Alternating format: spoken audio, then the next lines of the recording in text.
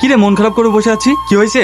বাড়ি থেকে ফোন করেছিল, এটার বেশি দিন নেই। এখন কি করবো কিছু ভেবে পাচ্ছি না। এতে আবার ভাবার কি আছে? ছুটি নিয়ে চলে যা। কিন্তু সালমা, ওর কি হবে? ওর কথা ভাবতে গেলে হবে? সালমা খুব ভালো মেয়ে, ওকে আমি পছন্দ করি। আমি সালমাকে বিয়ে করবো।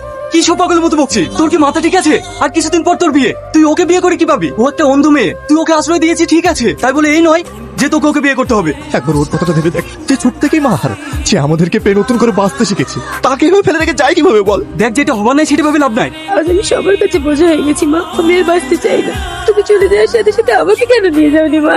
ওকে সবাই করুণা করে, আমি পুরো অসহায় মা।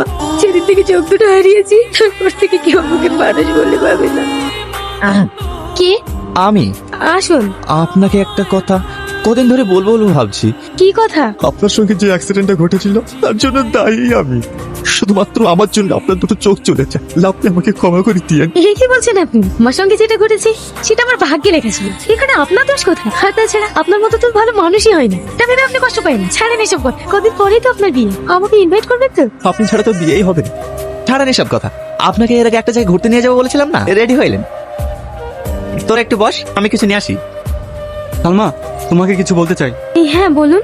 টনি তোমাকে অনেক ভালোবাসে, আমি এটাও জানি তুমি টনিকে অনেক ভালোবাসো, কিন্তু তুমি এটাও ভালো করে জানো টনি ছোটবেলা থেকে বিয়ে ঠিক হয়ে আছে। আর 7 দিন পর ওদের বিয়ে, এই বিয়ে নিয়ে ওদের ফ্যামিলি সবাই খুশি, কিন্তু শুধুমাত্র তোমার জন্য টনি এই বিয়ে করতে রাজি হচ্ছে না। আমি জানি তুমি ভালো নেই, কিন্তু তোমাকে বিয়ে করে ও কোনোদিনই সুখী হতে পারবে না। আর তুমি এটাও ভালো করে জানো তুমি ওকে সুখে রাখতে পারবে না। তোমার কাছে আমার একটাই অনুরোধ, তুমি একটু টনিকে বুঝিয়ে বলো, ও তোমার কথা ঠিকই শুনবে। আমি টনিকে বিয়ে করবো এই কথা আমি স্বপ্নেও কোনোদিন ভাবিনি। আর আমার মতো একজন অন্ধ মেয়ের টনিকে বিয়ে করার স্বপ্ন দেখা মানে তো বামুন হয়ে চাঁদে হাত দেওয়া। আপনি ঠিকই বলেছেন, আমি কখনোই টনিকে সুখে রাখতে পারি। আপনার জন্য আইসক্রিম নিয়ে এসছি। এসবের আবার কি দরকার ছিল? তাই বললে হয়?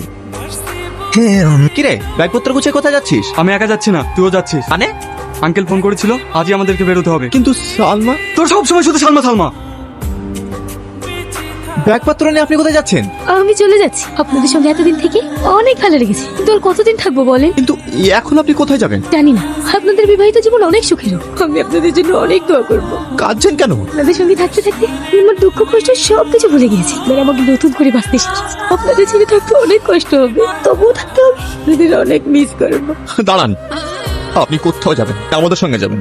আমি যাবো না। আপনি যদি না যান, আমি আর বিয়ে করবো না। দাঁড়াও, তুমি এই সম্পর্কে ইয়াসিন আমাকে সব বলেছে। তুমি এখন এই মেয়েকে এখান থেকে চলে যেতে বলো।